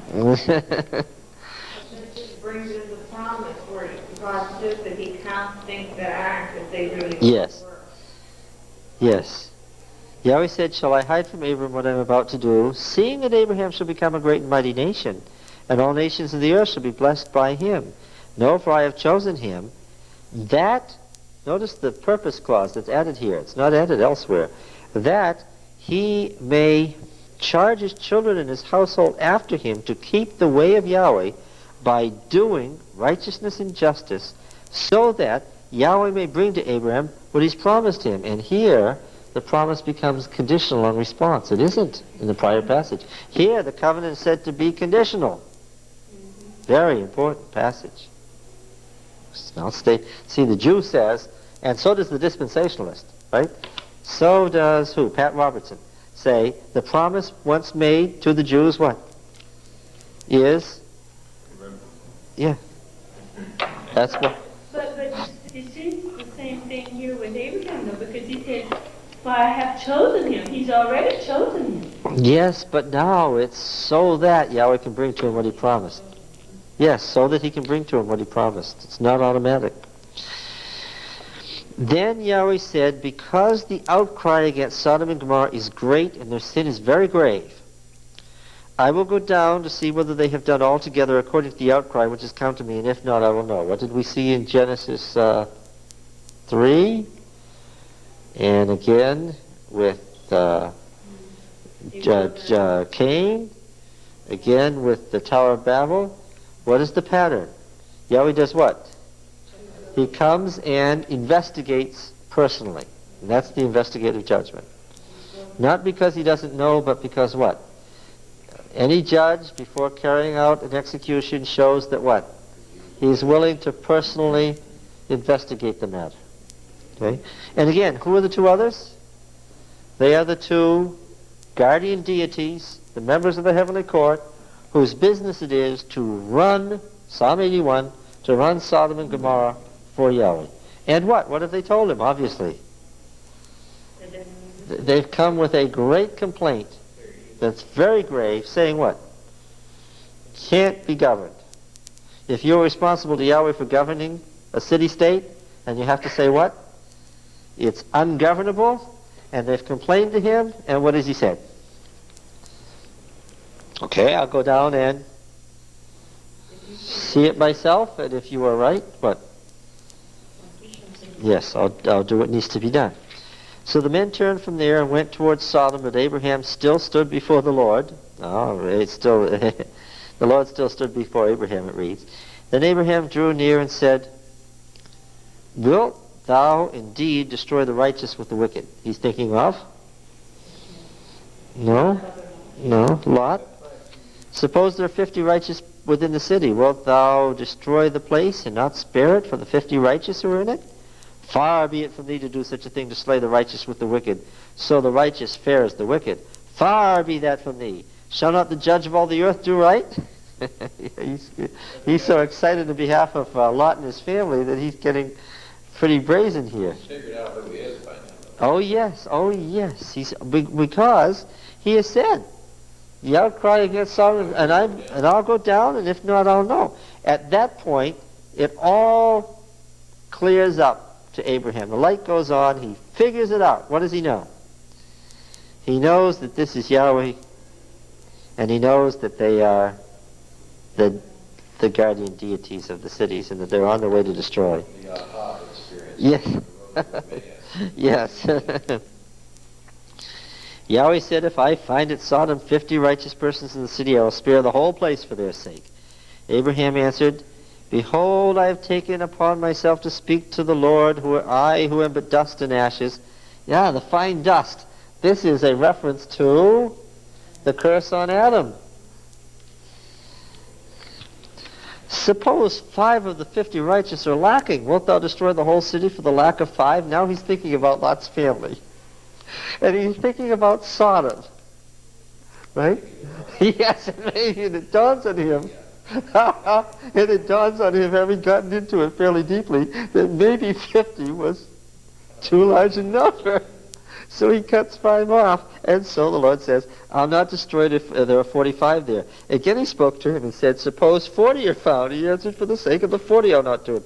Then he said, now by the way, this has to do with the intercessory nature of the righteous, the preserving of the world, the mediating power of the righteous. That's right, their mediatorial role. Verse 30 says, then he said, oh, let not the Lord be angry, and I will speak. Suppose 30 are found there. He said, I will not do it if I find 30 there. He said, behold, I've taken upon myself to speak to the Lord. Suppose 20 are found there. Now the reason he's going on and on is because he is thinking about Lot and Lot's family in Sodom, right? He said, for the sake of 20 I will not destroy it. Then he said, oh, let not the Lord be angry, and I will speak again but this once. Suppose 10 are found there. And he answered, for the sake of 10 I will not destroy it. Now why did he come down to the 10? Well, he was thinking of Lot and his immediate children and their spouses, and he figured what? Just the nuclear family was 15, and he'd make it. Okay. Abram went his way when he finished speaking. The Lord went his way when he finished speaking to Abraham, and Abraham returned to his place. The 2 angels He didn't tell us that before, but if you're reading with your mind alert, you already knew that. Came to Sodom in the evening. And Lot was sitting in the gate of Sodom. Now this tells us all sorts of things. What was Lot's position? We're in. He was in fourth person. He was a judge. He was a judge. He was one of the what? How were these city-states run? Well, they had a king, and the king didn't run by himself. Everything was a reflection of the cosmic state. There was a king and what? And his council, the elders who sat around him. And among these was Lot. He's running the city. And literally, whose watch was it? Yes. He was responsible in behalf of the king and the council of elders for running the city that night. Do you think this is by accident? And by extension, also for hospitality to all guests in the city. He was responsible for everything that happened in the city that night. Do you think that God decided to come that night by accident? Oh no, he was coming when Lot was in charge. Now presumably things are going how with Lot in charge? Well, they'd be going as well as they ever would, given his background. Now remember, what was the purpose of the fortified city in the ancient world? The fortified city was the place you went for protection. If you wanted trouble, stay out in the open fields where the marauding bands, right? Lots of people camped outside the city walls. But what? When it's coming nightfall, Genesis 19 has to be compared to Judges 19. The Levite and his concubine were out in the hill country, and it was drawing evening, and what did he say? Because Judges 19 was based on Genesis 19. He said, it's getting dark, we better go to this city of Benjamin over here and get inside where it's safe. Right? Okay, so the idea of the fortified city was that's where you're safe. Now, where in the city did the folks camp for the night when they went into the city? Every city had a what? Had a bazaar, a market, the open area of the market, and the traveler for protection went where? Went into the city, within the walls of the city, to the market, the bazaar, where you could sleep in safety, and presumably there was an inn there that faced the market and so forth. Okay? When Lot saw them, he rose to meet them and bowed himself with his face to the earth. This is a dramatic and direct reflection of Abraham's treatment of them when they came to his territory. Right? He said, my lords, turn aside, I pray you, to your servant's house and spend the night and wash your feet. Then you may rise up early and go on your way. They said, no, but we'll spend the night in the street, which is a perfectly normal response, presumably, in a city. Okay? But he urged them strongly, so they turned aside to him and entered his house, and he made them a feast and baked unleavened bread, and they ate. So far, so good. Very much a reflection of what we have with Abraham. But before they lay down, the men of the city, the men of Sodom, both young and old, all the people to the last man surrounded the house and called to Lot, where are the men who came to you tonight? Bring them out to us that we may know them. Now then, what is going on here?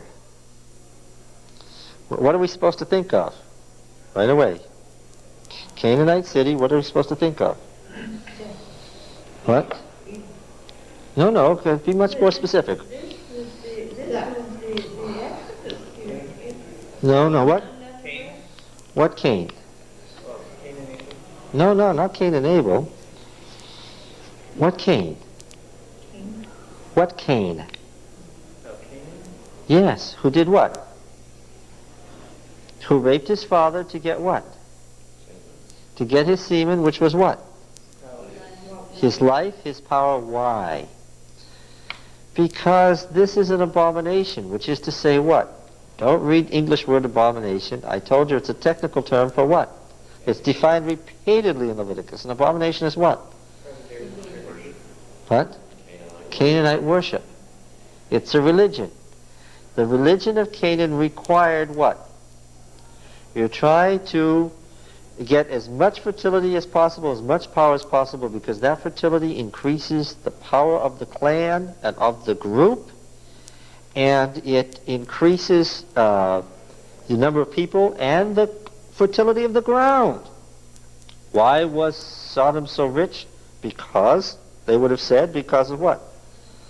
Because of our assiduous worship of Baal and his sister Anet and all that it implies. Now, Baal and Anet were Janusian gods. They were the two halves of each other. They were twins from the same seed. What do I mean by that? Baal was the male form and Anet was the female form of the same thing. Okay? By definition, most of the religions of the ancient world, and the Canaanite religion in particular, required what? Now this is all the men of the city, young and old to the last man. Am I to presume, you may have missed it, am I to presume that none of these men are married? Oh no. Did none of them have children? Oh, I presume they all did. What? What? I'm not talking about societal homosexuality here because that's not what this is about. Now, I also told you that Baal and Anet were the two warrior gods. What's that all about? The blood of menopause and the blood of menstruation and the blood of murdering men are all mixed together in the Baal epic in Anet's deeds. She wore a skull at her vagina. This is a nice lady. Life and death and sexuality and force and violence were all mingled together in the Canaanite religion. I mean, we're talking about people who sacrificed their own children, right? The religion by its nature, because it was a nature religion, was sexual. Homosexual? No. Bisexual? Yes. Animal sexual? Oh yes, the priestesses had sex with animals and the priests had sex with animals. The religion, and then what would they do with the animal? After they'd had sex with it, then they would sacrifice it. And the children were trained, because sexuality is a learned experience. It may be learned so young that people don't know when they learned it, and you may think that you were heterosexual or homosexual from birth, but you're not. It's a learned experience. And the religion of Canaan taught people what? To be violently sexual. What they wanted to do was to rape these men. Now, it was not so much what the sex object was. It wasn't homosexuality. It was the sexuality and violence that was... What did Lot say? Well, did he think that they were homosexual? No, he didn't. He thought that what? That they were sexually violent. And so he offered what? Remember, you have to think of Canaan who raped his father. To get the semen, to get the power over his two brothers. Right? Well, if you get that, how come he went and told his brothers afterwards then to go in and do the same thing to their dad? Because... But he had already taken primacy. In his mind, he already had primacy. Why? He was first. Yeah. So now, we have a rich society. We have a society that has too much of everything, too much time. We have a Canaanite society. It is violent by nature, and it is violently sexual by nature. And it doesn't particularly matter what the sexual object is. It can be men, it can be women, it can be animals. It's a violently sexual society, and that's what God came to find out. If these people were totally out of control. Of course, the reason that they destroyed that city of Benjamin, even though it was God's own people in Genesis 19, was not because of homosexuality, because who did they murder? Who did they murder in Judges 19? They murdered a woman. Right? Didn't make any difference. Right? They cut her up, her pieces of her body, and they murdered her. And what would have happened to these two? They would have raped them first, and then what? Oh yes, they would have sacrificed them. That was absolutely over for them. Did Lot know it? Yeah. Did he know the city was like this, or is this all a surprise to him? I'm sure he must have. Hey, he was running this city. Now, would they do this to everybody, every guest that came into the city? Yeah, Or probably. was it just because anyone from visitors were so fair compared to everybody else that they just thought they had to have. Oh, no, I don't. No, I don't think that it has anything to do with their good looks or anything like that. I think it has to do with the Canaanite religion. And these people apparently looked like foolish and naive foreigners whose life could easily be, whose life force, whose fertility could easily be stolen.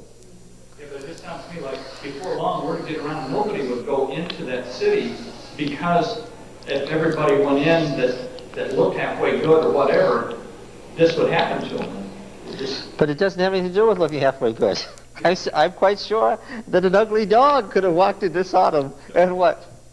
It ended up raped and sacrificed. Did it have anything to do with the time of the day that this happened, or did this happen all the time? Oh, I'm sure it happened all the time, but of course it's evening, which is the Yes. time for sacrifice. But to extend on what they said, if this is the pattern, why was this city called protected? Why would anyone come in from outside to inside this protected city and take the risk of being raped and killed? Oh, I suppose that most people who lived around there knew that you didn't sleep in the street in Sodom. Oh, I see. These are strangers who don't know what they've gotten themselves into. Yeah. You made it sound so inviting at first. Well, I suppose if you were... Now, do you suppose this is the first time this had happened? Well, of course not. No. Yeah, so obviously, strangers who didn't know had done what prior to this? Had spent the night in Sodom. I suppose some of them were families, men, women, and children, because did they have anything against having sex with children? Oh, no. Would they sacrifice a child after raping it? Oh, yes. In a moment's time. Rape a child and murder it? These were really dangerous people. Well, the accusation against him was true. Well, that's right. So the point was that, what did Yahweh say? That their sin is very grave. There's been a great outcry about Sodom and Gomorrah, and it's come to me. When Yahweh says that the cry is so grave that it's come to me, Yahweh is pictured as what? In the cosmos, what judge is he? Now, all the rulers are judges. What is he? The supreme judge. A case doesn't end up there right away, because the cosmos was pictured in the ancient religions as a giant state. Remember that the whole cosmos was a state, a somewhat democratic state. And a case did what? Just as it does in our democratic society. A case makes its way up. And when it reaches the high court, you have to presume the case is what? Very serious. For Yahweh to be there himself, and Abraham knew it. And another thing about Lot being so eager, or not eager, but willing to have his two baby daughters out there, taking the place of these guests. But he Oh, did well. recognize these guys not and who they were. But you see, In this story, though, with the Canaanites, willing participation was often protection against the violence. It was particularly true that they tended to violently deal with people who did not willingly participate in the whole scene. a mob frenzy could end you up dead. But if you were a Canaanite who come from another Canaanite city and something started, what would you do? Join right Of course you would. And you would end up with a little more life than you had before. Right? You're right. Absolutely. It was the mobbing, it was the victimization, right? Are we to presume that Lot took part in some of these things?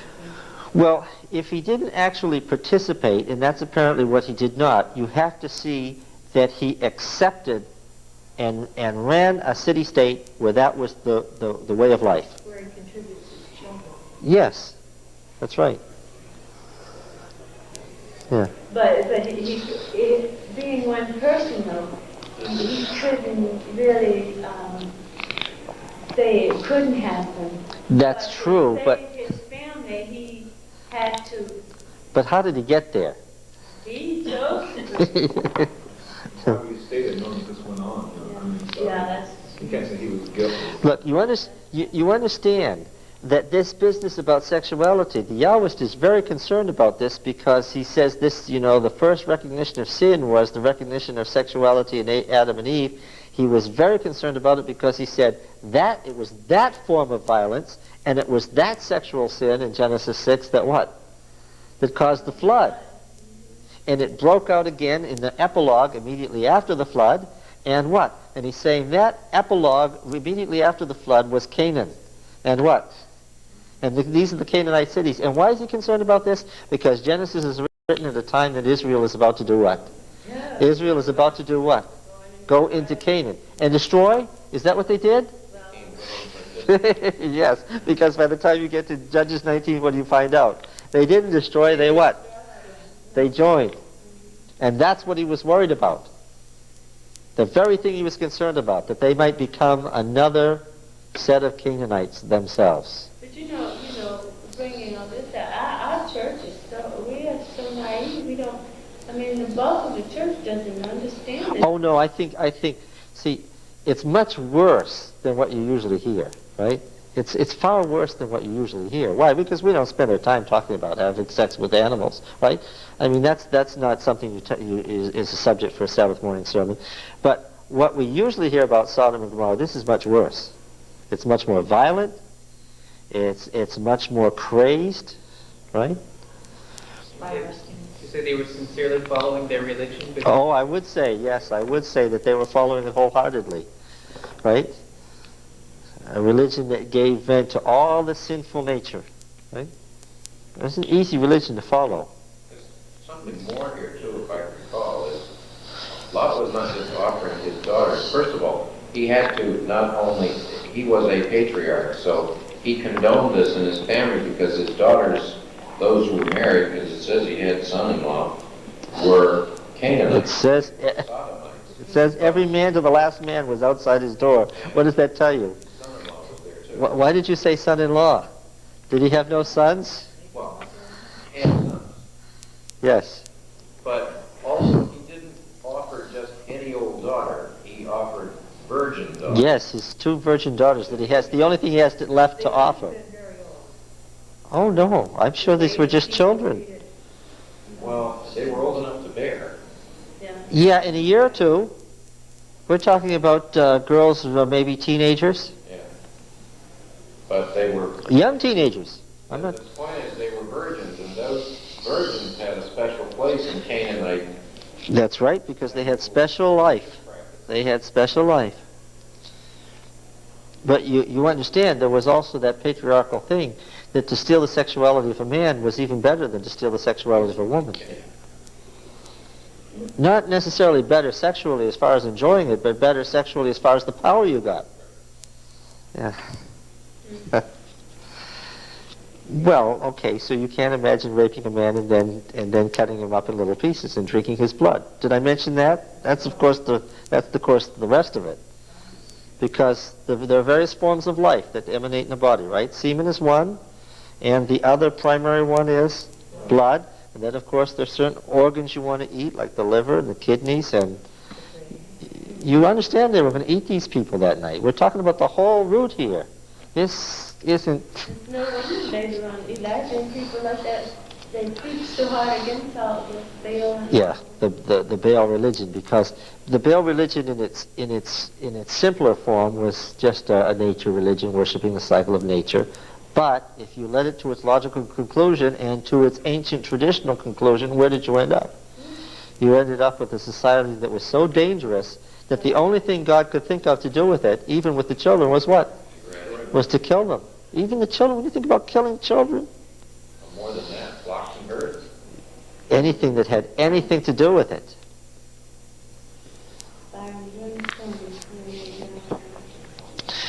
Well...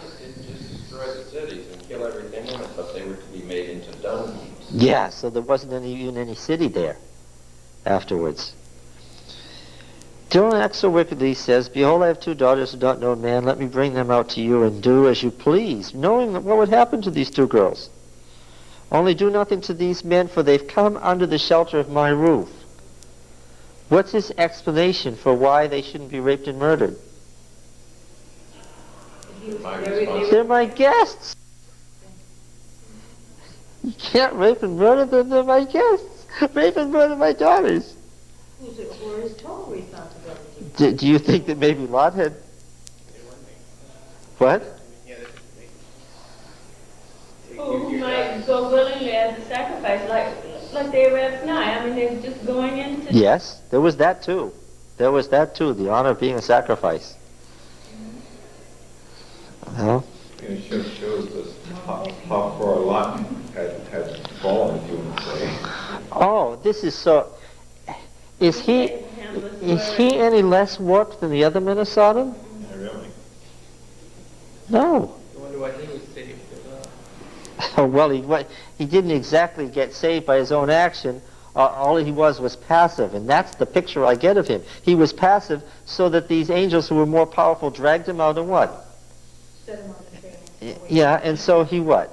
He went because he was dragged out, which is certainly the picture of how he is in this violent society, right? He's kind of passive to the whole thing. And if it takes the murder of his 2 youngest daughters, well, oh It well. wasn't murder. Well, Virgins would not be murdered. not It wasn't the same. yeah, sacrifice. But he surely had to understand it was murder. He'd been raised by...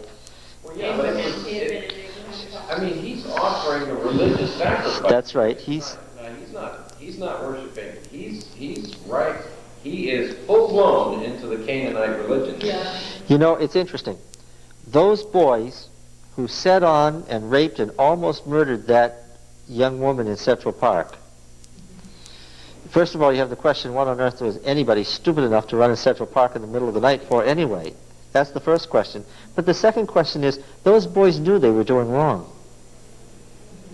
But now suppose they were in a society where their religion told them to do that. Every day told them that's what you must do for the fertility of this group.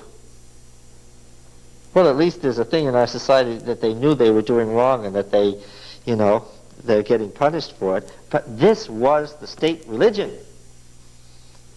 Incredible as it seems. All right. We're in the middle of a night in Sodom, but we've got to... No, we're going to have to come back to it. Yes. Okay. Now, where can we read? You were going to get us a bibliography. Sometimes. That's true. I haven't had anything else to do. Yeah, like working till 9 o'clock at night. Oh, yes, she caught me in the office last night. Yes. You want me to include some books on the Baal epic and translations of some of the stuff about the Canaanite religion? Just bring one and I can have it duplicated for you. I can do Okay. make up mine. All right, so we'll include something about the Baal epic and the religion of ancient Canaan in it, too.